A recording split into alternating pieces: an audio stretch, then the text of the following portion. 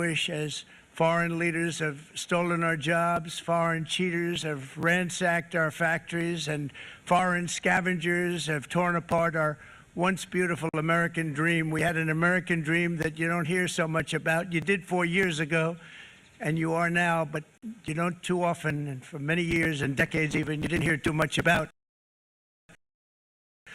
Our country and its taxpayers have been ripped off for more than 50 years, but going to happen anymore. It's not going to happen.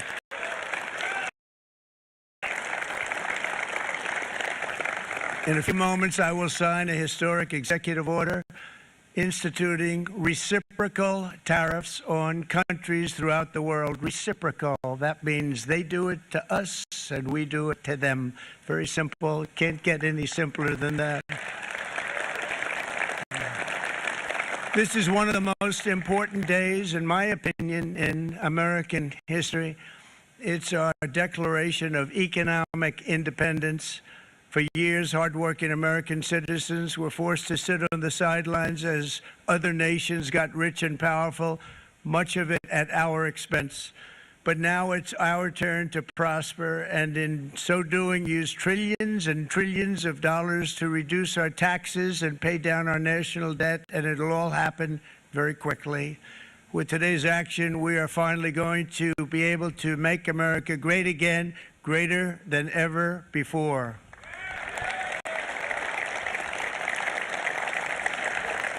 Jobs and factories will come roaring back into our country, and you see it happening already. We will supercharge our domestic industrial base. We will pry open foreign markets and break down foreign trade barriers. And ultimately, more production at home will mean stronger competition and lower prices for consumers. This will be indeed the golden age of America. It's coming back, and we're going to come back very strongly. We're pleased to be joined on this momentous occasion by Vice President J.D. Vance. J.D., thank you. Thank you. Thank you very much. Where are you, J.D.? No, that wasn't too hard to find. I was looking, you know, he likes to take a low-key attitude, so usually we sit right in front. He's gaining a lot of confidence, Mike, isn't he? And nearly my entire cabinet is here, as well as Speaker Mike Johnson, who's done an amazing job.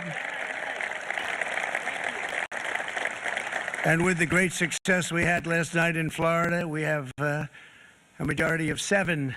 And 7's like a lot when we had 1. Right?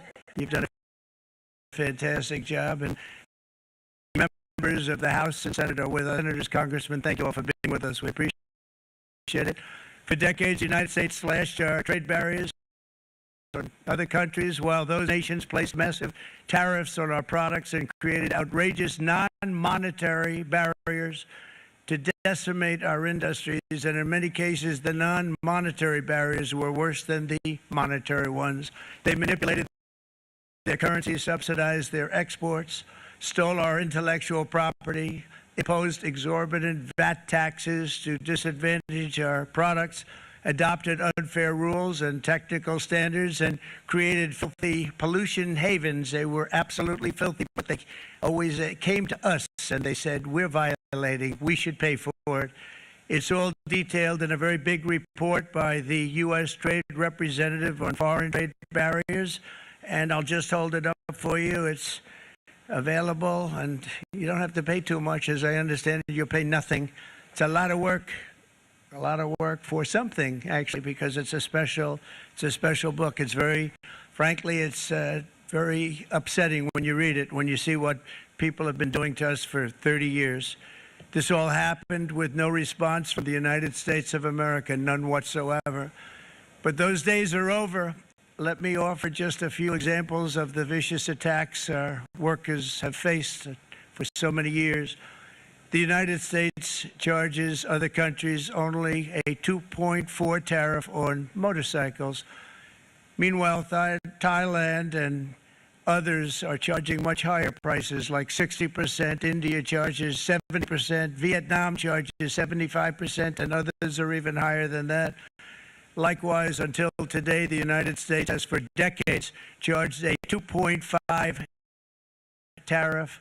Think of that, 0.5% on foreign-made automobiles. The European Union charges us more than 10% tariffs, and they have 20% VATs, much, much higher. India charges 70%, and perhaps worst of all are the non-monetary restrictions imposed by South Korea, Japan, and very many other nations. As a result of these colossal trade barriers, 81% of the cars in South Korea are made in South Korea.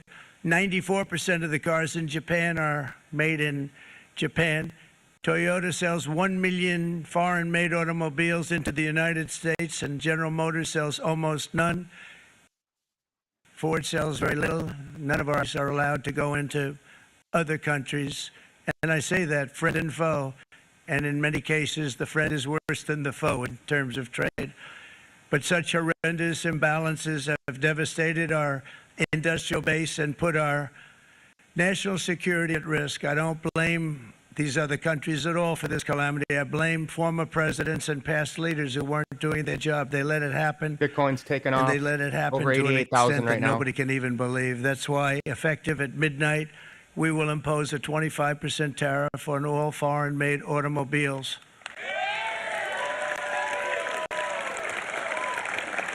Thank you. Love that. Brian, I'd like to have you come up here for a second, okay?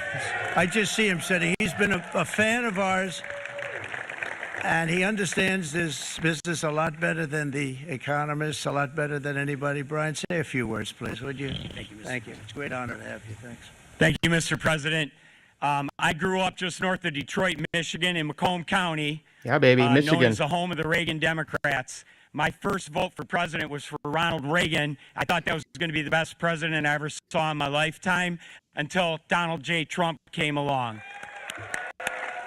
I have watched my entire life, I have watched plant after plant after plant in Detroit and in the metro Detroit area close. There are now plants sitting idle. There are now plants that are underutilized, and Donald Trump's policies are going to bring product back into those underutilized plants. There's going to be new investment. There's going to be new plants built. And the UAW members, and I brought 20 of them with me, they're sitting right over here.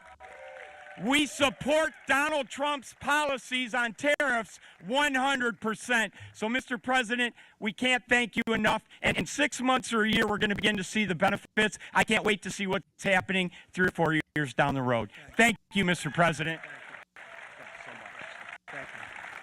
What a great guy. Got it right from the beginning. He got it for almost anybody else. This group over there, they got it too. And you know, we won the state of Michigan. We won almost all of them, but we won Michigan by a lot. And I want to just thank you all. The auto workers were fantastic. The Teamsters were fantastic. Everyone was pretty good, I will tell you. Thank you very much. I appreciate it. You're going to be very happy very soon. And you probably see what's happening with all of the, not only car companies, but car companies in particular. See it with all of the ones they're moving, they're announcing day in, day out. You're seeing it. Bitcoin just broke 88.5. Nobody's ever seen anything like that. With today's actions, we're also standing up for our great farmers and ranchers who are brutalized by nations all over the world. We're brutalized. Canada, by the way, imposes a 250 to 300% tariff on many of our dairy products. They do the first can of milk. They do the first little carton of milk at a very low price, but after that it gets bad, and then it gets up to 275, 300%. So when they're figuring what's Canada charging, they say, oh, about 2%, 3%. But take a look at what happens down the road. When you look a little bit, it's not a pretty picture, and we don't like it, and it's not fair. It's not fair to our farmers. It's not fair to our country. And with countries like Canada, you know, we subsidize a lot of countries and keep them going and keep them in business. In the case of Mexico, it's $300 billion a year. In the case of Canada, it's close to $200 billion a year. And I say, why are we doing this? Why are we doing this? I mean, at what point do we say you got to work for yourselves, and you got to? This is why we have the big deficits. This is why we have that amount of debt that's been placed on our heads over the last number of years, and we're really not taking it anymore.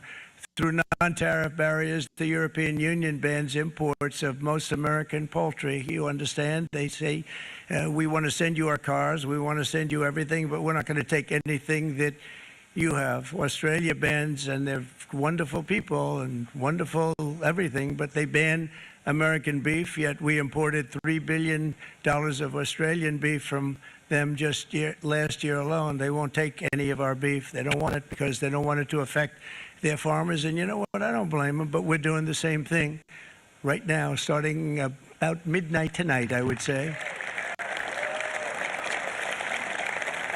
And China charges American rice farmers an overquota, it's called, a tariff rate of 65%. South Korea charges 50, actually they charge different, from 50% to 513%. And Japan, our friend, charges us 700%, but that's because they don't want us selling rice.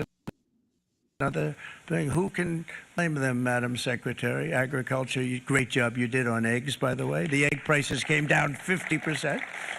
You got them down 50%. Once we got involved, they were going through the sky. The egg prices, they were going through the sky, and you did a fantastic job. Now we have lots of eggs, and they're much cheaper, down about 59% now, and they're going down further. We charge 2.8% for so many things that other countries are charging 200%, 300%, and 400% for. If imposing tariffs and protective barriers made nations poor, then every country on earth would be racing to eliminate these policies, and China would be the first on line. They run a very strong country, but they're not first on line, and the American people are paying a very big price. From 1789 to 1913, we were a tariff-backed nation, and the United States was proportionately the wealthiest it has ever been. So wealthy, in fact, that in the 1880s, they established a commission to decide what they were going to do with the vast sums of money they were collecting. We were collecting so much money so fast, we didn't know what to do with it. Isn't that a nice problem to have? What do you think, Marco? Good problem? Marco would love that problem. But we don't have that problem anymore, but we're not going to have it very much longer, I will tell you. But they collected so much money, they actually formed a commission to determine what they were going to do with the money, who they were going to give it to, and how much. Then in 1913, for reasons unknown to mankind, they established the income tax so that citizens, rather than foreign countries, would start paying the money necessary to run our government. Then in 1929, it all came to a very abrupt end with the Great Depression, and it would have never happened if they had stayed with the tariff policy. It would have been a much different story. They tried to bring back tariffs to save our country, but it was gone. It was gone. It was too late. Nothing could have been done. It took years and years to get out of that depression, far longer than even FDR had that office right over there for a long period of time. The ramp system, that's rather intricate, was built because of him, and every time you walk up, you think of him, and he did a great job in many ways, but it lasted long beyond his terms, as you know. But it's not too late any longer, and we're going to start being smart, and we're going to start being very wealthy again. We're going to be wealthy as a country because they've taken so much of our wealth away from us. We're not going to let that happen. We truly can be very wealthy. We can be so much wealthier than any country. It's not even believable, but we're getting smart. Nearly a century later, in the face of unrelenting economic warfare, the United States can no longer continue with a policy of unilateral economic surrender. We cannot pay the deficits of Canada, Mexico, and so many other countries. We used to do it. We can't do it anymore. We take care of countries all over the world. We pay for their military. We pay for everything they have to pay. And then when you want to cut back a little bit, they get upset that you're not taking care of them any longer. But we have to take care of our people, and we're going to take care of our people first. And I'm sorry to say that.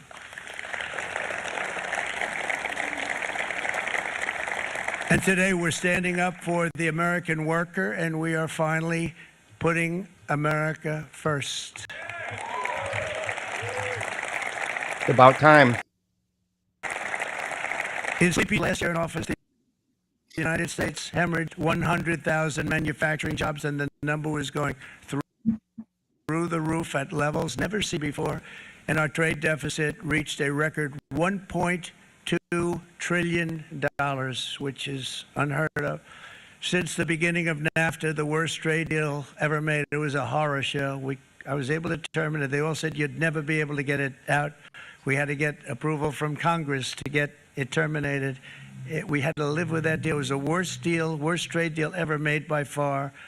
But since the very beginning of NAFTA, our country lost 90,000 factories. Think of what that is, 90,000. Think about putting a map up and putting tax on it. You wouldn't have enough room. 90,000. I said, is that possible? We had it checked 4 different times, and it was actually somewhat higher than that.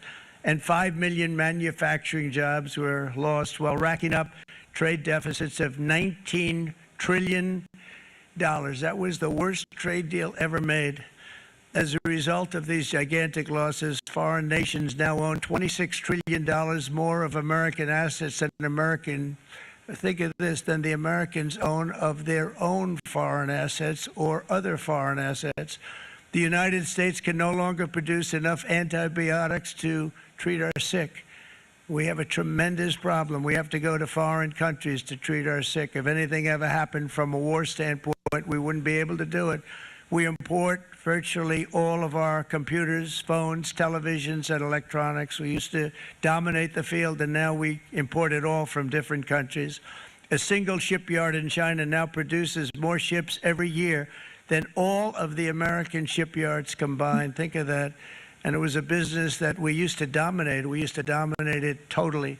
In short, chronic trade deficits are no longer merely an economic problem. They're a national emergency that threatens our security and our very way of life. It's a very great threat to our country. And for these reasons, starting tomorrow, the United States will implement reciprocal tariffs on other nations. It's been a long time since we even thought of that. We used to think about it a lot. We didn't think about it for many decades, and you see what's happened. For nations that treat us badly, we will calculate the combined rate of all their tariffs, non-monetary barriers, and other forms of cheating. And because we are being very kind, we're kind people, very kind. You're not so kind when you get ripped off with your salaries. My auto worker friends and my Teamster friends and all of the unions that typically voted Democrat, they're not voting Democrat anymore because worker, whether union or non-worker, they're for the Republicans now. That's what happened. But we will charge them approximately half of what they are and have been charging us. So the tariffs will be not a full reciprocal. I could have done that, yes, but it would have been tough for a lot of countries. We didn't want to do that. I'd like to see the chart if you have it. Could you bring it up, Howard? This is our great Secretary of Commerce, Howard Lutnick. Thanks, Howard. That's interesting. So if you look at that, China, first row, China, 67%. That's tariffs charged to the USA, including currency manipulation and trade barriers. So 67%, I think you can, for the most part, see it. Those with good eyes, with bad eyes. We didn't want to bring, it's very windy out here. We didn't want to bring out the big charts because it had no chance of standing. Fortunately, we came armed with a little smaller chart. So 67%, so we're going to be charging a discounted reciprocal tariff of 34%. I think, in other words, they charge us, we charge them less, so how can anybody be upset? They will be because we don't charge anybody anything, but now we're going to charge. European Union, they're very tough, very, very tough traders. You know, you think of European Union, very friendly. They rip us off. This is It's tanking so sad to Bitcoin see. down to It's 80, so under pathetic. 86 now. 39%, we're going to charge them 20%, so we're charging them essentially half. Vietnam, great negotiators, great people. They like me, I like them. The problem is they charge us 90%. We're going to charge them 46% tariff. Taiwan, where they took all of our computer chips and semiconductors. We used to be the king, right? We were everything. We had all of it. Now we have almost none of it, except the biggest company is coming in. We're going to end up with almost 40%. Lee Zeldin's working to get their approvals. And it's an amazing company. Mr. Wei of one of the great companies of the world, actually. They're coming in from Taiwan, and they're going to build one of the biggest plants in the world, maybe the biggest for that. But 64%, we're going to charge them 32%. Japan, very, very tough, great people. And again, I don't blame the people for doing it. I think they're very smart in doing it. I blame the people that sat right in that Oval Office, right over there, right behind the Resolute desk or whichever desk they chose. Japan, 46%. They would charge us 46%, and much higher for certain items like cars, little items like cars. 46%, we're charging them 24%. India, very, very tough, very, very tough. The Prime Minister just left, and he's a great friend of mine, but I said, you're a friend of mine, but you're not treating us right. They charge us 52%. You have to understand, we charge them almost nothing for years and years and decades, and it was only 7 years ago when I came in, we started with China, charged them. We took in hundreds of billions of dollars from China in tariffs, and they understood, honestly. President Xi understood. He said, look, I understand, and the other countries, and they all understand. We're going to have to go through a little tough love, maybe, but they all understand. They're ripping us off, and they understood it. Prime Minister of Japan, Shinzo Abe. He was a fantastic man. He was unfortunately taken from us, assassination. But I went to him and I said, Shinzo, we have to do something. A trade is not fair. And he said, I know that. I know that. And he was a great gentleman. He was a fantastic man, but he understood immediately what I was talking about. I said, Shinzo, we have to do something. He said, I know that. And we worked out a deal. It would have been a much better deal, but frankly, there were many years left in the deal that was made previous to my getting there, but it was something. If you look at Switzerland, 61% to 31%. Indonesia, Malaysia, Cambodia. Oh, look at Cambodia, 97%. We're going to bring it down to 49. They made a fortune with the United States of America. United Kingdom, 10%, and we'll go 10%. So we'll do the same thing. South Africa, 60%, 30%, and they've got some bad things going on in South Africa. We're paying them billions of dollars, and we cut the funding because a lot of bad things are happening in South Africa. The fake news ought to be looking at it. They don't want to report it. Brazil, 10%, 10%. Bangladesh is 74%. So you see what's going on. Pakistan, 58%. Sri Lanka, 88%. So what we're doing is we're taking not the full, we could take the full 88%. Thanks a lot. He's doing a very good job. How's he doing? All right? I think you better take it with you. It's not going to last very long. It's going to follow you down with the wind. I brought a hat just in case it got too windy, but here, would anybody like a hat? I'm not giving it to a cabinet. I'm giving it to the auto workers. Come here.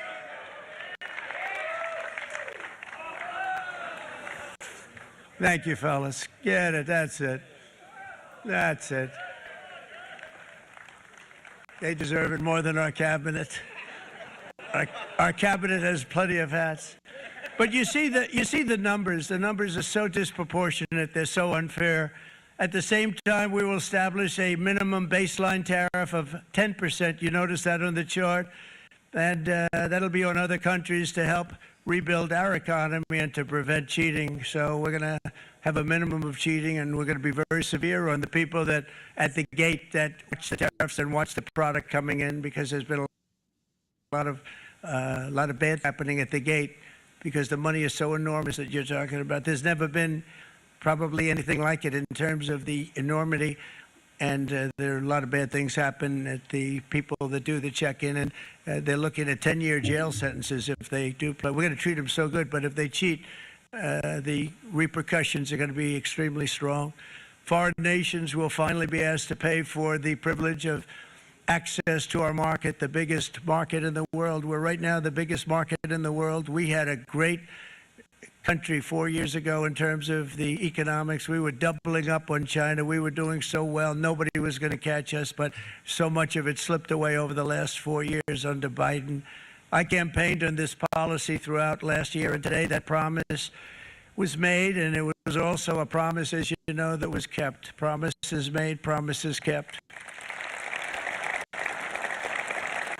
To any company that objects to our common sense reciprocal tariffs, again, reciprocal, back and forth, and I call this kind reciprocal. This is not full reciprocal. This is kind reciprocal. But what we do is we cut it in half. We charge them. My answer is very simple. If they complain, if you want your tariff rate to be zero, then you build your product right here in America, because there is no tariff if you build your plant, your product in America. And we've seen companies coming in like we've never seen before. Likewise to all of the foreign presidents, prime ministers, kings, queens, ambassadors, and everyone else who will soon be calling to ask for exemptions from these tariffs. I say, terminate your own tariffs, drop your barriers, don't manipulate your currencies. They manipulate their currencies like nobody can even believe, which is a bad, bad thing and very devastating to us. And start buying tens of billions of dollars of American goods. Tariffs give our country protection against those that would do us economic harm. And many people were looking to do us economic harm. Maybe not so obviously, but they were doing tremendous economic harm. But even more importantly, they will give us growth. These tariffs are going to give us growth like you haven't seen before. And it'll be something very special to watch. I am so looking forward. And Brian, it's going to happen even faster than you said. You know, you might say, but it's already started. It's already started. Work's already begun on plants all around the country. And you see that it's before. These are big, rich companies. We have $61 billion started on a big plant going up. It's going to be announced over the next 2 days, and they already started work. Many of these the biggest companies in the world, they've committed to build. We're going to build, sir. And they came here to see me, and they wanted to know if they could have a press conference. I do as many as I can. I'm pretty busy trying to stop Russia and Ukraine and the Middle East. We got to stop that. We got to stop the Houthis, which we're making tremendous. They like shooting ships down and out of the water, sinking ships. They get a kick out of it, but they're not getting such a kick out of it now, are they, Mr. Secretary? They're not getting such a kick out of that now. But here are just a short list of some of the companies that have already announced and committed to investment. And this is a company that built its factories and its plants in China. Apple is going to spend $500 billion. They never spent money like that here. They're going to build their plants here. SoftBank, OpenAI, and Oracle, great companies, are investing $500 billion almost immediately. NVIDIA, a hot company, is investing hundreds of billions of dollars. They just announced. TSMC, the biggest, most important company in the world of chips from Taiwan, with no investment from us, is investing $200 billion. And they said the reason was, number one, the election of November 5th, and number two, the tariffs. They don't want to pay the tariffs, and the way they're not paying it is to build their plant here. So we're going to go from almost no percentage. We used to have 100% of the chip market. Now it's all in Taiwan. Almost all of it's in Taiwan. A couple of other countries, but mostly in Taiwan. And think of it, we had 100%. We lost it because of people in that office that didn't do their job. They allowed it to be stolen from us. Johnson & Johnson, great company, $55 billion. Eli Lilly, $27 billion. Meta is investing $500 billion. Wow. DeMac is investing $20 billion. CMA, CGM, $20 billion. And then you have Merck and Clarios, Stellantis, General Motors, GE Aerospace, Honda, Nissan, Hyundai are all putting in billions and billions of dollars, and they're committed 100%. So. And we've never had, and this is after 2.5 months. This is after just a short, this all took place as soon as we came out with what everybody wanted to do. You know, I watched a gentleman today on television. He used to work with Lee Iacocca, a very respected automobile person, and he said, you know, because they're asking people, and they try and get as many negative people as they can, but they can't find them too much. It's pretty hard to find in terms of what we're doing. especially when they see all this investment. They said, so tell me, what do you think of what Trump is doing from the automobile standpoint? He said, I can't believe it. Somebody is finally, he's an older guy, real pro, really top guy, with Lee Iacocca. He said, I never thought I'd see the day when this would happen, where somebody had the courage to go and do what has to be done.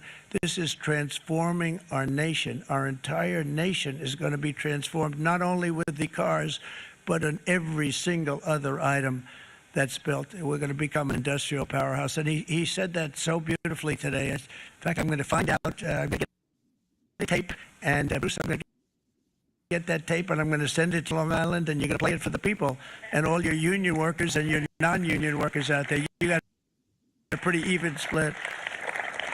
But we have, so far, it looks like we're going to have about $6 trillion of investments, and you wouldn't in this country over the last number of years. $6 trillion, and that's going to be much higher by the end of the year. And think of what $6 trillion is. You wouldn't have even a small percentage of that under this other system. We're going to be an entirely different country, and it's going to be fantastic for the workers. It's going to be fantastic for everyone. There will never have been a transformation of a country like the transformation that's already happening in the United States of America. It's an incredible thing to watch, and it's incredible to meet with the top people, people that you read about, very wealthy people, or people that are great managers and executives and presidents of big public companies, and to watch the enthusiasm they have now that they didn't have. They gave up on our country. They went to foreign countries and they built. Companies are pouring into our country at levels never seen before, with jobs and money to follow, and it's really beautiful. In coming days, there will be complaints from the globalists and the outsourcers and special interests and the fake news. Always, the fake news will always complain. But never forget, every prediction our opponents made about trade for the last 30 years has been proven totally wrong. They were wrong about NAFTA. They were wrong about China. They were wrong about the Trans-Pacific Partnership, which would have been a disaster if I didn't terminate it. If I didn't terminate that, United Auto Workers, you would have had no jobs in this country. You would have had no jobs. It was all going to other countries. In my first term, they said tariffs would crash the economy. Instead, we built the greatest economy in the history of the world. And again, I have great respect for President Xi of China, great respect for China, but they were taking tremendous advantage of us, and I commend them for that. I say, hey, if you can get away with it, that's okay. But, you know, they understand exactly what's happening, and they probably, most of them are saying it's about time they did something, but, and they're going to fight. They're going to fight fair. Everyone's going to fight. You know, it's like, I say to the leaders, look, you got to take care of your country, but we have to start taking care of our country now. We can't do what we've been doing for the last 50 years. From the day of my election, the stock market went up in my first term 88%, with NASDAQ going up 155%, more than any president has ever had in any term in office, by far.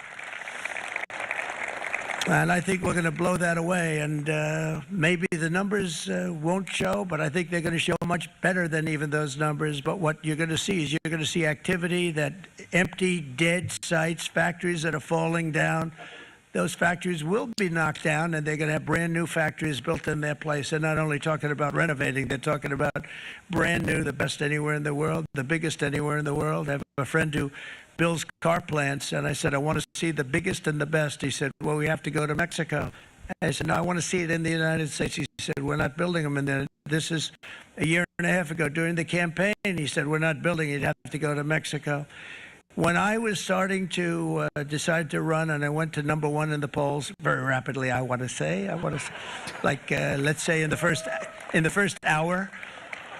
And then shortly thereafter, it looked like I was going to win, and the fake news was saying, oh, no, don't do this. What they don't know is if I didn't win, they would have really been in trouble, because nobody wants to read them anyway. But I tell you what, when it looked like I was going to win, I announced that I was going to be doing exactly what we're talking about today. Great consistency, actually, because I've been talking about it for 40 years.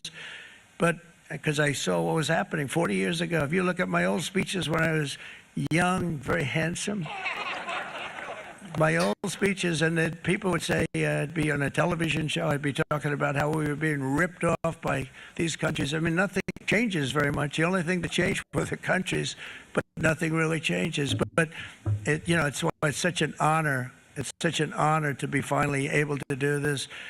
If you look at China, I took in hundreds of billions of dollars in my term. Hundreds of billions. They never paid 10 cents to any other president, and yet they paid hundreds of billions, so much so that Biden couldn't do anything. They wanted to try and terminate it because he had a very special relationship with China. You know what the relationship was?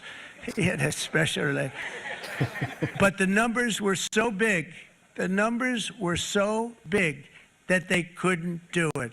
So they did ease it up. They did things that they shouldn't have done. They made it a lot more comfortable for them, but they couldn't do it because the numbers were hundreds of billions of dollars, and I did that.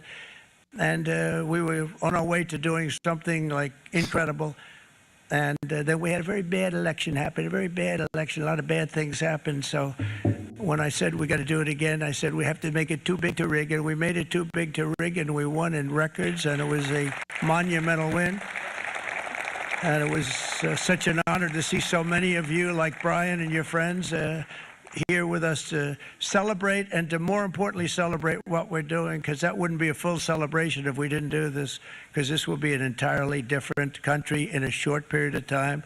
It'll be something the whole world will be talking about. The critics made the very tired predictions earlier this year, but in February, core inflation dropped to the lowest rate in 4 years, and the price of eggs, as you know, just in a month and a half, we were there for 4, and the first week I got blamed for eggs. I said, I just got here. They said eggs have gone up at like 250%, and you can't get eggs. And they were going crazy, and I said, I just got here. And then we got to work on eggs, and we got to work on everything, and our great Secretary of Agriculture, you did a fantastic job. Brooke Rollins, she did a fantastic job. And as I said before, the price of eggs dropped now 59%, and they're going down more, and the availability is fantastic. They were saying that for Easter, please don't use eggs. Could you use plastic eggs? I said, we don't want to do that. We want to, and you really came through. It's an amazing job. Thank you very much, Brooke. You did great. But likewise, an old-fashioned term that we use, groceries. I used it in the campaign. It's such an old-fashioned term, but a beautiful term, groceries. It sort of says a bag with different things in it. Groceries went through the roof, and I campaigned on that. I talked about the word groceries for a lot, and energy costs now are down. Groceries are down. Gasoline is way under $3, and people are beginning to be able to buy things and live again. We brought way down. We created 10,000 already in a few weeks, new manufacturing jobs. And it was that took place in 1 month, numbers that they haven't seen in a long time. We had virtually no inflation under my term. We had virtually no inflation for 4 years, but after transitioning over to Sleepy Joe, it went from almost non-existent to the highest in the history of our country. They had the highest inflation in the history of our country, brought up by energy and bad spending and bad policy, and a lot of bad things happened. How about allowing millions and millions and millions of people to pour into our country with open borders, where it's so sad to see even now. And I see our great secretary you have done. Stand up, please, Christy. Please stand up. Christy Noem and Tom Homan. These people are doing a great job, but gotten them out in records. And we have problems with judges that don't want them to go out. They want Tren de Aragua, and they want MS-13, the most vicious gangs ever. Nobody's ever seen anything like it. Absolute killer gangs. They kill people. They don't even think about it. And we put them out, and we have judges now, radical left judges that they don't want them to go out. They want them to even be brought back. Let's bring them back. You've done a fantastic job, and please thank everybody. Homeland Security, thank everybody. Appreciate it. And we now have a border that's the best border that we've ever had, even better than it was my first term. My first term we did good, but this one we really specialized in. We've done really well. And we had records then. We had with the best, safest border 4 years ago. We had the best border there ever was. And now we have, you've actually matched it and done even better. And we're going to get it down the right way. Well, by the way, to come into our country, but we want to come in through a legal process. We want them to come in legally. We need more people. We need people to run these plants and to help the auto workers and the Teamsters and the non-union people and everybody else. But we need people and the farmers. And we're going to let people come in, but they want to come in. We want them to come in legally. They have to have the capability of loving our country, not people that hate our country. We don't want them in our country. And now we're going to pass the largest tax cuts in American history, and that's where we're relying on Mike and John Thune. And we will not cut Social Security, Medicare, or Medicaid benefits, and the Democrats will, because if they got in, the entire economy would collapse. This country is heading for a collapse under the people that you saw. They were horrible. I think one of the reasons people like the job, I have my highest approval ratings because I think they're comparing me to the worst administration in the history of our country, so I appreciate that at least. But Speaker of the House Mike Johnson and Senate Majority Leader, appreciate it, Mike. John Thune have been fantastic, by the way. But they've been working tirelessly on taking the next step to pass the plan for our one big, beautiful bill. I'd like to name it that if you can. One big, I made that statement about 6 months ago, and everybody calls it one big, beautiful bill. And it will be that. It'll have everything, the big tax cuts and every incentive there is. And it'll be fantastic. And by the way, for the cars, we're asking for an interest deduction on a loan. So if you build the car only in America, we do it, Brian. If the car's not built in America, you don't get the interest rate deduction. But if you build the car in America, if you buy a car, if it's built in America, then you get an interest rate deduction, tax deduction, and that's a big thing. That's going to be a big thing. I think that's going to pay for itself very quickly, that deduction. Never happened. We've never had anything like that before. Somebody said, where did you get the idea? Because it's so basic. You would think that would have happened a long time ago. It never did, and I'm very happy it didn't, because now I can say that was my idea. But we're going to get us closer to the debt extension. We have to get the debt extension passed, and I know you're going to be able to do that, Mike, and it's very important that you do that. And all of the other things that the Senate budget plan gives us, along with working, because I know they're working together, John and Mike, and the two bills are going very well together. We need to get our shared priorities done, including certain permanent tax cuts. We want the tax cuts to be permanent, spending cuts, energy and historic investments in defense, border, and so much more. We're covering everything. These will be phenomenal. There'll be no bill like this going to straighten. One bill is going to straighten out our country for many, many years to come. And we said, let's just do it and let's get it done. And some guys will love it and some guys will like it a little bit less because they're not getting what they were exactly looking for, but they're getting a lot. They'll never, if we get this done, it'll be the most incredible bill ever passed in the history of our Congress and Senate and congressmen, the senators and the congressmen, many of whom are here today, will be very proud of themselves. I really believe that it's going to set us on a whole new prosperous path. We're going to cut spending and right-size the budget back to where it should be. We're going to do that very strongly. Thank you, Rick. Thank you. John, thank you. Oh, look at all of our senators over there. Oh, boy. That's a nice group. I like them so much if they don't get this all done. That's a great group. And Congressman, thank you very much. I appreciate it. Tremendous people. The Senate plan is my complete and total support, and the House plan likewise is very similar. They're moving along pretty much at the same clip, and as soon as you're ready, you'll show it to me, and I'm sure it'll have my support, Mike. Every Republican congressman and senator must unify. We have to unify. We can't be separated. We have to get it done. We have to get absolutely everything we can, and we have to take care of the American people. That's the only thing that matters. We have to take care of the American people first. We need to pass this bill immediately, get it done, including debt extension. From this day on, we're not going to let anyone tell us that American workers and families cannot have the future that they deserve.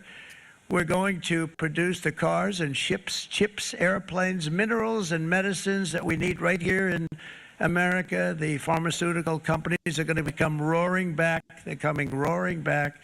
They're all coming back to our country, because if they don't, they got a big tax to pay. And if they do, I'll be very happy, and you're going to be very happy, and you're going to be very safe. We're going to build our future with American hands, with American heart, American steel, and we're going to build it with American pride like we used to. We're approaching our 100th day as president, and have been given credit by a lot of people, actually, even some of the fake news, can you believe it? Which in this case hopefully isn't fake, for having done more in that time than any other administration in the history of our country in the first 100 days. I think we've had an amazing, in terms of what we've done, what we've gotten accomplished. I'd like to see if we can get that war ended and another war from not starting in the Middle East. We have to get Russia, on average 2,500 people a day, young people, soldiers, Russian, think of that, 2,500 through some days, but on average over about a 1 week period, it's 2,712, they say. They're losing those soldiers, they're dying, they're being decimated, and they're not from our country, but they're from other countries. But they're human beings. Russia, they're from Ukraine in this period, most of them, and we're going to get it stopped. It's a senseless war that would have never happened if I was president, and it shouldn't be allowed to go on. And I think we're being given good cooperation by Russia and by Ukraine, but we have to get it stopped. It's humanity. It's humanity. It's a terrible thing. This will be a very big moment. I think you're going to remember today. It's going to be a free nation that we're dealing with. We're going to have a very free and beautiful nation. It's going to be Liberation Day in America, and it's going to be a day that hopefully you're going to look back in years to come and you're going to say, you know, he was right. This has turned out to be one of the most important days in the history of our country. God bless you and God bless America. Thank you, everybody. Thank you very much. Thank you. Thank you very much.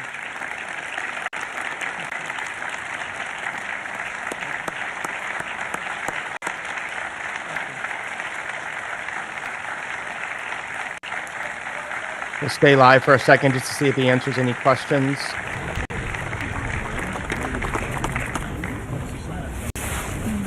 It looks like that might be it. So, you know, my first impression is I like the going half. I feel like it's a measured, balanced approach, and it brings awareness of... Oh, he's getting ready to sign the bill. Good afternoon, y'all. We have two documents prepared for the president's signature today. One, what's referred to as the de minimis loophole with respect to imports. Not even how many. The other is the big one, is the reciprocal tariff executive order that the president just spoke about at length. This is obviously a huge deal, and it's been an honor to be part of the team going through.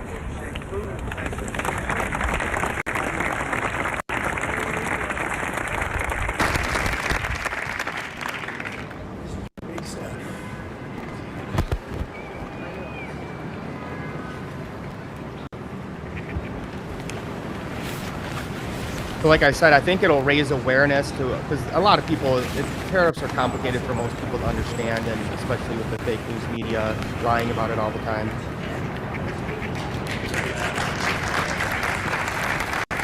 But I think this will really raise awareness of how much we've been getting screwed, how high the tariffs are people impose on us, how our manufacturing base has been hollowed out since the 70s. Especially if we go to war. I mean, if we go to war with China anytime, they make everything you need. Like, we've been their slave for decades now.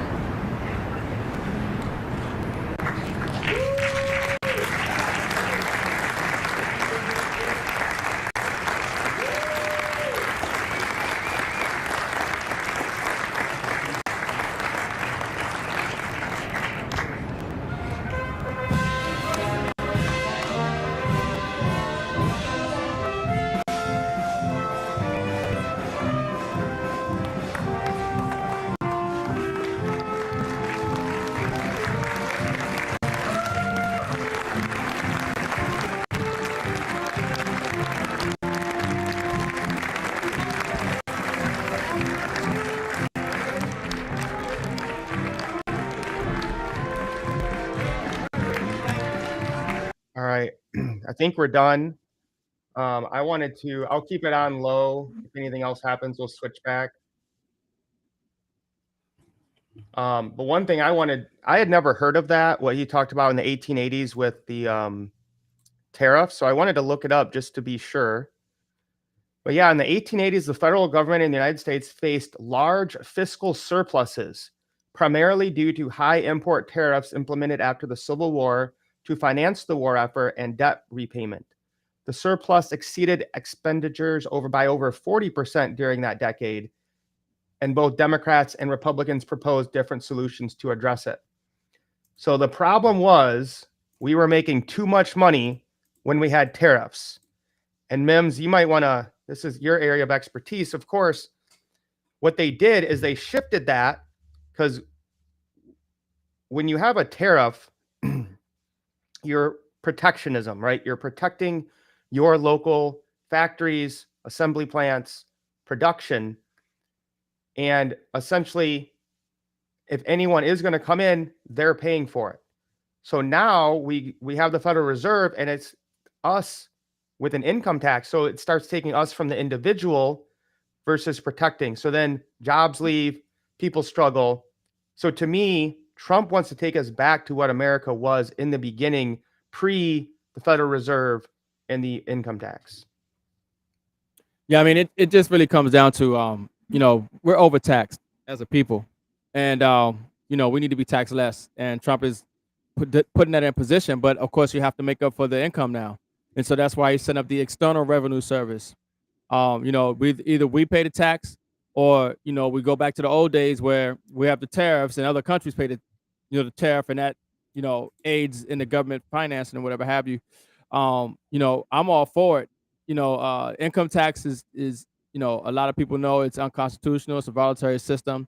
Like Trump said, our country was doing very well with the external revenue or the tariffs. And then he talked about in 1913. That was the part that obviously interests me the most, because we know in 1913 is when the Federal Reserve Act was passed, and these private central, the private central bank, they met on Jekyll Island and in secrecy, and figured out a way to steal the nation's wealth, to slowly bring down America, tie it down to debt. And that's why we're in the financial crisis that we're in right now. Everything we're seeing is a result of this Federal Reserve, this debt-based fiat monetary system. And then he mentioned right after 1913, obviously we had the IRS, but then he talked about 1929, and we had the Great Depression, right? This is all a result of the Federal Reserve. Well, I say it's public enemy number one, and a private central bank. So this is how we wind that back. This is how we kind of, get rid of the Fed, and that's why we're creating our own blockchain-based stablecoin, economy here, with the dollar and everything. So this is a good thing. This is a good thing because it's going to be less of a burden on the American people in the form of taxation. And we're going to see more of the government being funded on tariffs, how it originally was. Yeah, and again, I just don't think people understand how huge this is. Trump went through and listed. These are global companies that are investing or moving their production here because of what he's doing with the tariffs. I don't care if you're a Democrat or a Republican or an independent. I don't know how you cannot be excited about this. Honda, Nissan, Hyundai shifting production to America, whereas before they were doing it in Mexico or in Asia. And then again, massive 500 billion, SoftBank, Apple, Nvidia, Johnson & Johnson, Lilly, billions of dollars coming in. Trump has already brought in more investment in less than 100 days than Biden did in 4 years. He's 1.5 more than Biden in less than 100 days. Like, this is massive. You can already see, I had the slide up before, that these are winning. Great X here from Bill Mitchell. Anyone who still think tariffs is a bad idea after Trump has brought trillions in new foreign investment to the U.S. to avoid doesn't understand tariffs. So again, I think this will be interesting to see how it plays out. But again, Mexico says they will not impose tariff or tit for tat tariffs. Canada says they will remove tariffs if the U.S. does. And Israel has eliminated all tariffs on U.S. goods to avoid President Trump's reciprocal tariffs. Again, I like the fact that he didn't go, totally equal. But again, I think this raises awareness and education around how much we have been getting screwed from other countries, because it's basically impossible for us to sell our goods anywhere else in the world, right? Very few Ford, Chevy, and Chrysler cars are exported to other countries because they have such high tariffs. And then when we can get into how they use VAT taxes to also protect their industries. That's a whole other ball game of, how they basically screw the United States. So I'm excited. I think it was balanced. The markets, pretty much what we're used to is just market manipulation to, close people out of trades. So basically it started, get this a little bit bigger for you guys. Basically, this is when it started and it kind of came and dipped. Then it ripped really high. This was to take out all the shorts. And then it kind of came back down to here. And now we're just kind of leveling out. So basically Bitcoin went from about, 86.5 to a little below 85.5, which is probably only a, 1 to maybe 2% swing. So this is just typical volatility. Anytime you have a news event like this, you'll see the market makers manipulate the market. So down just a little bit, but no major crash. We're still trading in the range. We just went up and this spiked. This is them, closing out all the shorts. So M's last words. Yeah, I mean, look, still a lot of uncertainty, still a lot of volatility, obviously. Gold still high, going higher. Silver still a massive value. Dollar cost average into a lot of these, these digital assets. Have the long-term vision. Have that long-term vision. Don't get so caught up emotionally on the price of these assets and where they are right now, because it's definitely about where they're going to be in the coming, weeks and months, and as we close out this year. So just get in position. That's it, guys. Again, stay focused. Keep getting assets you believe in long-term. Get excited when the price goes down because we get to buy more. Silver is the most undervalued asset on the planet. All of crypto is down. This is the time to make moves. If you're focusing on the negative, you're missing out. All right. We'll see you guys later on in the live this week or online.